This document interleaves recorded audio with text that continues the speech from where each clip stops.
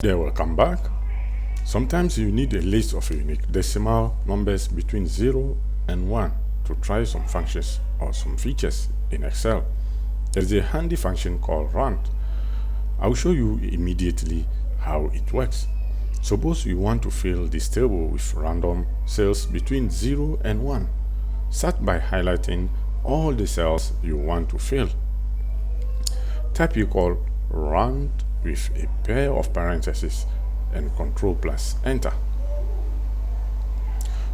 Look at the results. These cells will be changing every time we do something in Excel. So it will be better to paste them as values. Highlight them and with right click, drag them a bit to the right and then to the left. From the menu, select paste them as value. Okay, in the previous lecture, we showed you how to fill random numbers using the random functions. So you will have different ways to fill a range with random numbers.